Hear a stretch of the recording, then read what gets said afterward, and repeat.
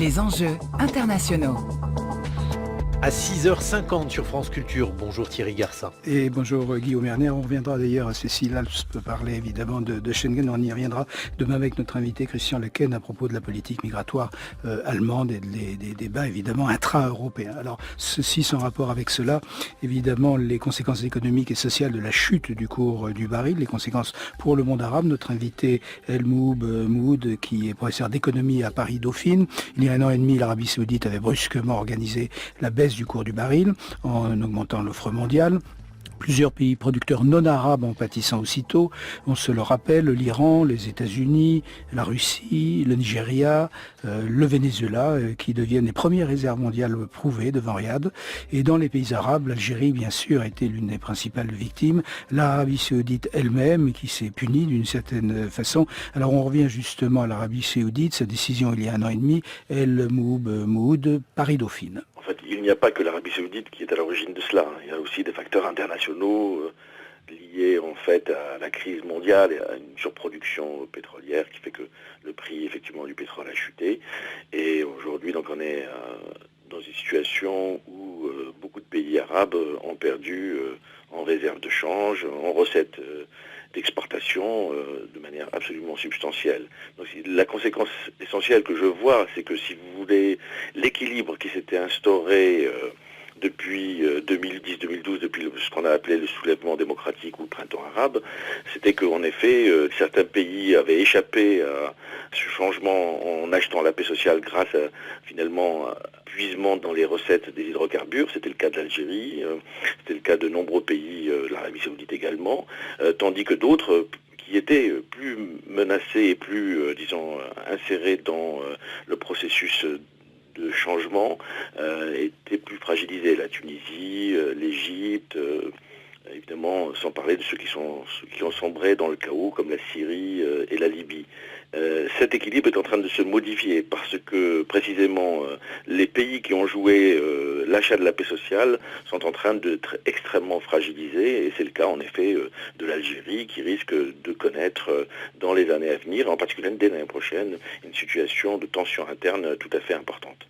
Est-ce qu'il est pertinent de diviser en 3 ces pays arabes, c'est-à-dire ceux qui sont évidemment des grands producteurs et des exportateurs, ceux qui achètent du pétrole et ceux qui sont entre les deux, c'est-à-dire plus ou moins autosuffisants? Est-ce que c'est une distinction qui vous paraît aller de soi ou est-ce que vous raisonnez autrement?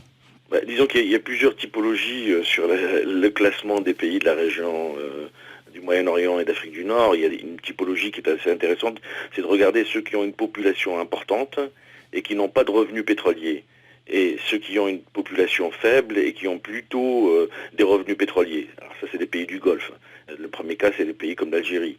Et puis, entre les deux, vous avez les pays qui sont à la population relativement importante et qui sont plutôt dans des situations de spécialisation dans l'agriculture ou les produits manufacturiers ou le tourisme. Donc, le point commun tout de même à tous ces pays, c'est que tous ces pays, quelle que soit leur structure économique, c'est qu'ils sont quand même assez dépendants des recettes extérieures, que ce soit le tourisme par exemple pour l'Égypte et la Tunisie. On voit bien que la difficulté de ces pays, c'est l'effondrement du fait du choc lié au terrorisme, à l'insécurité, à l'instabilité des recettes liées au tourisme. Et s'agissant des pays comme l'Algérie, eh bien la dépendance à 97% des recettes des hydrocarbures et l'importation de tous les biens de consommation et des biens d'équipement et des biens intermédiaires en font en fait des pays rentiers.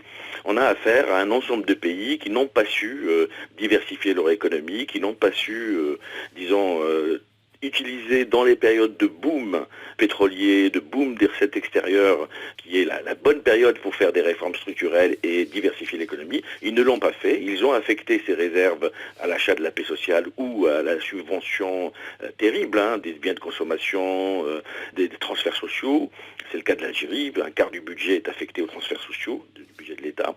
Et donc, pendant la période de boom, n'ayant rien fait pour diversifier l'économie, ces pays vont subir le contre-choc des recettes extérieures, que ce soit lié au tourisme ou que ce soit celles qui sont liées aux hydrocarbures. Et en fait, on a quand même, malgré les différences nettes de structure économique entre ces différents pays et de niveau de population, on a quand même un point commun qui est lié à cette incapacité à créer une technocratie capable de prendre des décisions et de mettre en place des réformes structurelles qui permettent la diversification de ces économies. Alors on pense évidemment à l'Arabie Saoudite en la matière notamment. Alors ce qui est curieux, c'est qu'elle s'est d'une certaine façon un peu punie elle-même en prenant cette décision il y a environ 1 an et demi.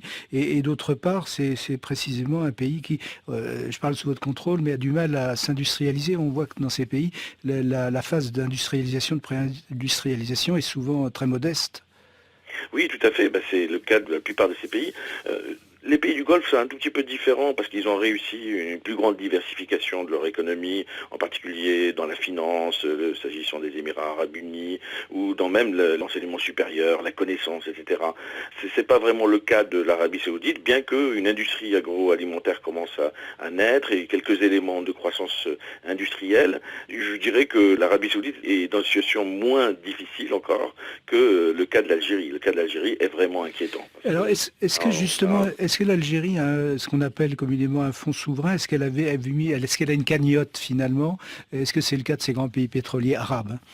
Oui, alors l'Algérie a fait comme beaucoup de pays, a mis en place un fonds de recettes, un fonds de régulation des recettes des hydrocarbures au début des années 2000, qui est en fait un compte du Trésor auprès de la Banque centrale et qui permet de prendre donc toute la fiscalité pétrolière et des hydrocarbures au-dessus de $37 le baril et qui permet de financer une partie du budget, du déficit budgétaire, de financer l'emploi, tous les mécanismes de soutien à l'emploi et aussi de financer des infrastructures, des choses comme ça. Ça n'a pas été vraiment un fonds qui a été placé pour les générations futures, comme ça a été le cas en Norvège par exemple ou en Azerbaïdjan. C'est un fonds qui a plutôt servi à redistribuer de l'argent pour financer le déficit budgétaire ou pour financer des opérations ponctuelles. Alors donc là, évidemment, ce fonds est en train de fondre.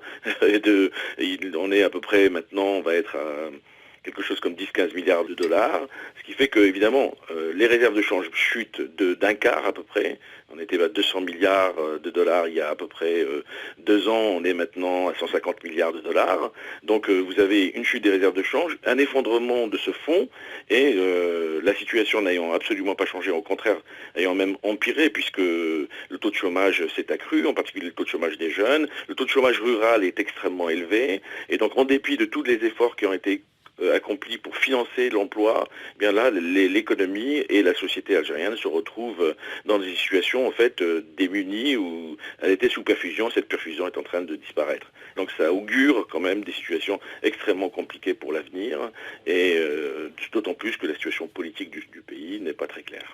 Voilà, on reviendra d'ailleurs sur cette transition politique à terme qui surviendra bien un jour en Algérie.